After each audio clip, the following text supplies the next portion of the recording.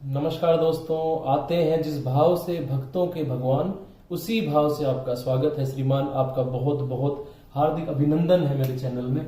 आज हम बात करेंगे VVIQ आपका 5 है। बहुत ही इंपॉर्टेंट सवाल करा रहा हूं, नहीं किए तो आप कर लेना।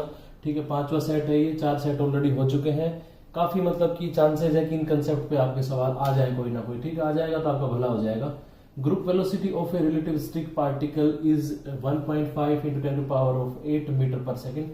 Find V phase. ठीक है, आपको पता है एक फॉर्मूला हमारा होता है V P into V G is equal to C square. ठीक है, ये फॉर्मूला इसमें लगाएंगे। उसके बाद क्या हो जाएगा, आपको पता है वी जी आपको दिया हुआ है। ठीक है, तो वीपी क्या निकल जाएगा, वीपी आपका निकल जाएगा आपका सी स्क्वायर मतलब 3 इंटू 10 टू द पावर 16 हो जाएगा, डिवाइडेड बाय आपका आ जाएगा 1.5 इंटू आपका आ जाएगा 10 टू द पावर 8। तो ये कटेगा तो यहाँ बच जाएगा 10 टू द पावर 8 और यहाँ पे बच जाएगा 2, 3 दूनी 6, मतलब कि आपका ये आंसर आ जाएगा। ठीक है, बहुत ही सिंपल सवाल था, बहुत ही आसान था। आपको पता होना चाहिए फॉर्मूला, इस तरह के सवाल आ सकते हैं। ठीक है, अब बात करते हैं grating element is equals to. ठीक है, ग्रेटिंग एलिमेंट के बारे में मैंने आपको ज्यादा डीप में नहीं पढ़ाया था, तो अभी थोड़ा सा इस क्वेश्चन से ही समझ लीजिए। देखो ग्रेटिंग क्या होता है, जैसे इस तरह की आपको स्लिट्स दी हुई है। ठीक है, मतलब n नंबर ऑफ स्लिट्स दी हुई है, तो उसको क्या बोलते हैं हम, एक ग्रेटिंग बोलते हैं। ठीक है, यदि हमें एक सिंगल स्लिट है तो एक ग्रेटिंग नहीं रहेगा, लेकिन उसमें नंबर ऑफ स्लिट्स मतलब ज्यादा है, 2 है, 3 है, 4 है, तो वो क्या हो जाएगा, एक ग्रेटिंग बन जाएगा, उसे ग्रेटिंग बोलते हैं। ठीक है, तो ये जो डिस्टेंस होती है ना यहां से यहां तक की, 2 स्लिट्स के बीच की डिस्टेंस, इसको हम क्या बोलते हैं, इसे हम बोलते हैं आपका डी। आपको पहले बोला था डी। ये वाली जो डिस्टेंस होती है यहां से यहां तक की, इसको बोलते हैं हम क्या, आपकी डिस्टेंस ये रहती है बी। ठीक है, तो B और D इस तरह से डिस्टेंस है। ये जो गैप है स्लिट की जो विड्थ है इसको B बोलते हैं। ये वाली जो डिस्टेंस है इसको हम क्या बोलेंगे, D बोलेंगे। मानने के ऊपर आप इसको A भी मान सकते हो, B भी मान सकते हो, लेकिन जो सवाल आएगा उसमें वैल्यू एग्जैक्टली वही पुट करनी पड़ेगी आपको। ठीक है, तो जो ग्रेटिंग एलिमेंट होता है वो आपका क्या होता है, ग्रेटिंग एलिमेंट G लिख रहा हूं इज इक्वल टू आपका होता है B प्लस D, इसको बोलते हैं ग्रेटिंग एलिमेंट। ठीक है, और आपका जो ग्रेटिंग एलिमेंट होता है ना, ये मतलब किसके बराबर होता है, B plus D into sine theta is equals to आपका होता है n लैम्डा।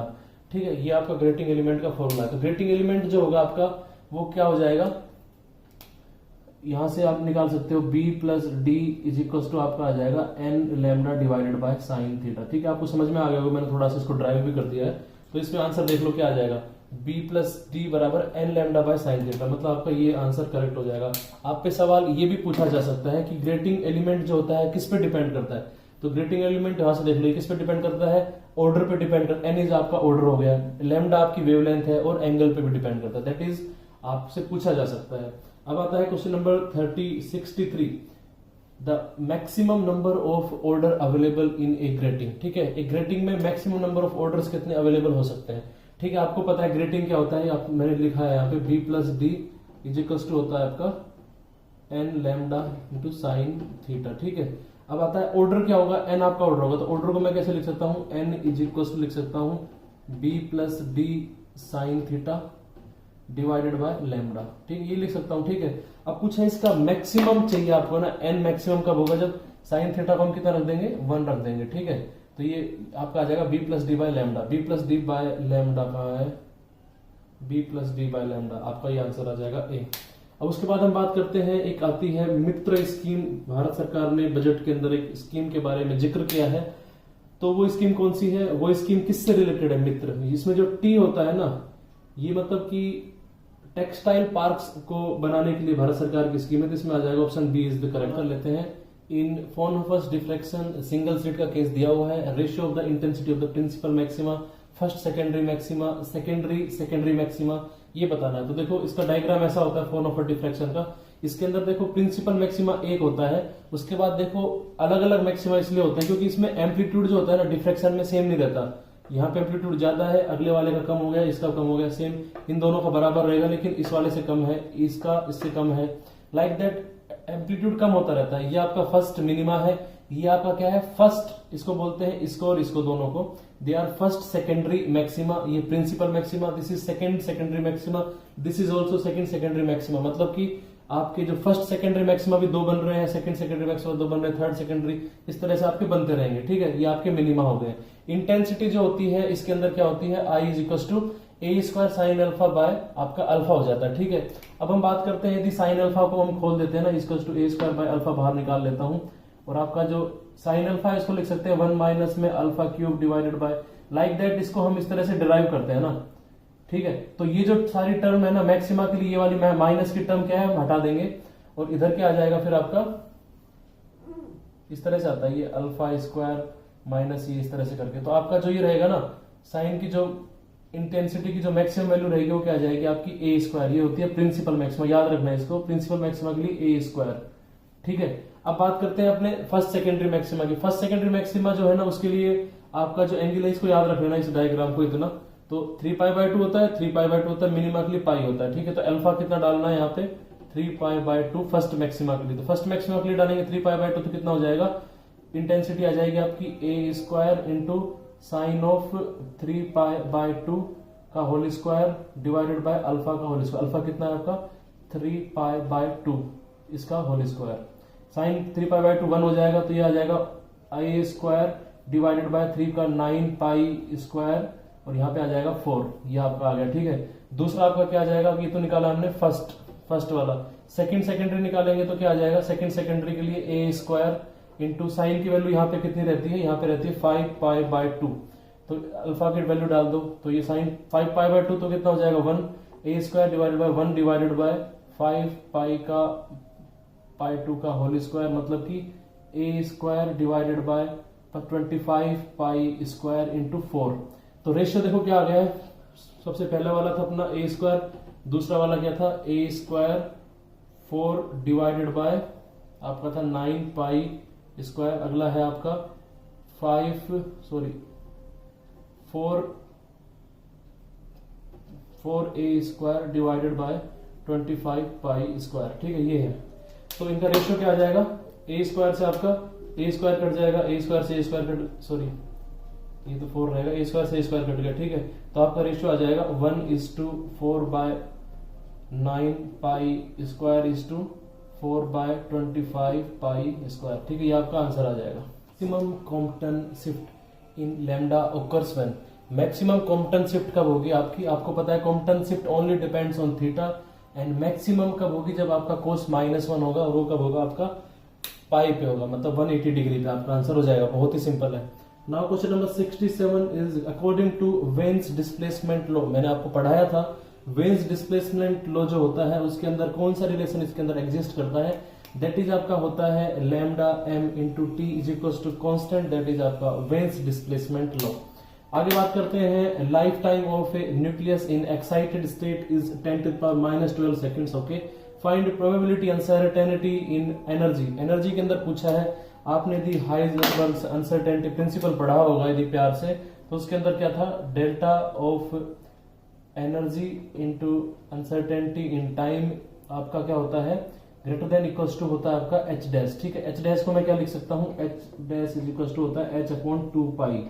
ठीक है, ये होता है, एच क्या होता है, प्लैंक्स कांस्टेंट।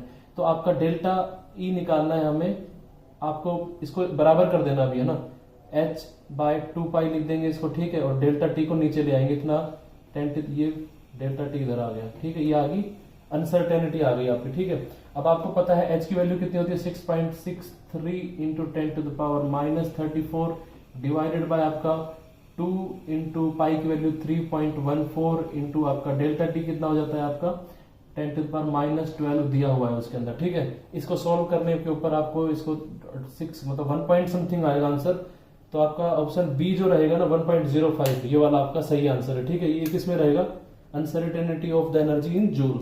ठीक है, इतना है। Faraday's law in differential form, Faraday's law जो डिफरेंशियल फॉर्म में मैंने आपको बताया था, याद करने का तरीका बताया था, दादा भाई ईटिंग हनी इस टाइप से करके, तो आपको याद आ जाना चाहिए del cross E is equal to minus of DB by D, मतलब कि इलेक्ट्रिक फील्ड का डाइवर्जेंस इसके अंदर होता है। अब बात करते हैं अगले सवाल की, माइनस ऑफ n की पावर -1 की power n into 1/ln of n, एक सीरीज दे रखी है आपको n बराबर 2 to infinity, आपको बताना है whether this series is convergent, divergent, oscillate. तो मैंने आपको अपने जीवन में बेहतरीन तरह से एक मैथ का पहली बार एक टॉपिक पढ़ाया था, तो आपको यदि कमेंट करके आप इसको बता सकते हो, मुझे सूचित कर सकते हो, then I will be very happy. ठीक है, आपको बताना है, और ये मतलब इंपॉर्टेंट भी है सवाल, साथ ही साथ के अंदर क्या है, आपको मैं चेक भी करना चाहता हूँ कि आपको समझ में आता है नहीं आता है, फिर आप ऐसे ही बड़े कमेंट लिखते रहते हो, अरे सर आप तो बहुत अच्छा पढ़ाते हो, ठीक है। उसके बाद आता है एक ग्रेटिंग दे रखा है, उसके अंदर 15 सेंटीमीटर सरफेस उसका है, उसके अंदर 6000 लाइंस पर सेंटीमीटर दी हुई है। आपको बताना है रिजोल्विंग पावर बतानी ग्रेटिंग की, ठीक है। आपको पता है रिजोल्विंग पावर क्या होती है, एन इंटू एन होती है, is equal to lambda by D lambda, ठीक है। तो ये आपको पता, ये आपको ये होती है क्या, रिजोल्विंग पावर। तो आपको ये निकाल दोगे यदि तो आपका आंसर आ जाएगा, ठीक है। तो एन आपको दिया हुआ है 1, एन इज इक्वल टू 1 दिया हुआ है। आपको निकालना है total number of lines. Total number of lines कैसे हो जाएंगी, 6000 लाइंस पर सेंटीमीटर, तो 15 सेंटीमीटर में कितनी आ जाएगी, 15 × 90, ठीक है, इतनी आ जाएंगे ना। तो आपका आंसर क्या आ जाएगा, 1 इंटू दिस, तो मतलब आपका आंसर क्या हो जाएगा, सी इज द करेक्ट आंसर, ठीक है। सवाल है question number 71, non polar molecule is, आपसे पूछा है कि इनमें से कौन सा मॉलिक्यूल है जो कि नॉन पोलर है। तो इस पे मैंने लेक्चर में बहुत अच्छे से समझाया था, तो ये भी आप क्या बताओगे, कमेंट के माध्यम से मुझे सूचित करोगे कि इनमें से कौन सा मॉलिक्यूल है जो कि नॉन पोलर है, ठीक है। नॉन पोलर की प्रॉपर्टीज मैंने बताई थी, आपको याद होना चाहिए, पूछा जा सकता है।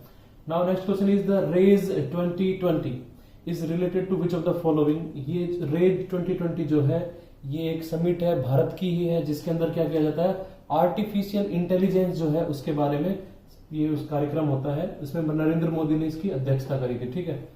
अब उसके बाद आता है देश का पहला हर घर जल, मतलब कि हर घर में जल वहां पे सुनिश्चित किया जा चुका है। तो ऐसा कौन सा राज्य है जहां पर ये हुआ है, अभी ये लेटेस्ट न्यूज है, ये हुआ है कहां पे, गोवा एक राज्य है जहां पर ये सब चीजें हुई है। अब एक सवाल आता है, अगला सवाल कि आपने केवड़िया का नाम सुना होगा ना, केवड़िया हाल ही के अंदर न्यूज में काफी फेमस था।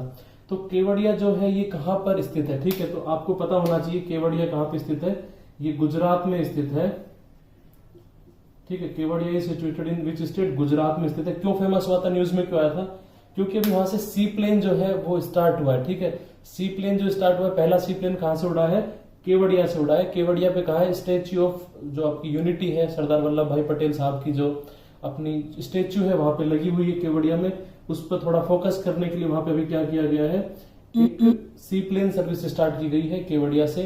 और कौन सी कंपनी उसमें संबंधित है, उससे विमान की कौन सी कंपनी संबंधित, that is spice jet. Spice jet की एयरक्राफ्ट है, एयरपोर्ट अथॉरिटी ऑफ इंडिया के वहां पे एटीसी काम करते हैं, ठीक है। बहुत बहुत धन्यवाद आपको, मतलब कि ये सब अच्छे से करने हैं।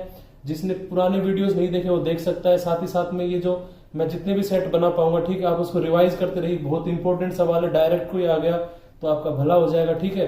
और हिम्मत करो, जितने दिन बच गए उसमें जी जान लगा दो। कौन कहता है कि आसमानों में सुराग नहीं हो सकते, कोई एक पत्थर तबियत से तो उछालो यारो, ठीक है। तो आपकी खुद की जो क्षमता है, खुद की जो आपकी इच्छा शक्ति, उस पर डिपेंड करता है आप अपने जीवन में कहां तक पहुंचेंगे, ठीक है। नमस्कार, आपका दिन शुभ रहे।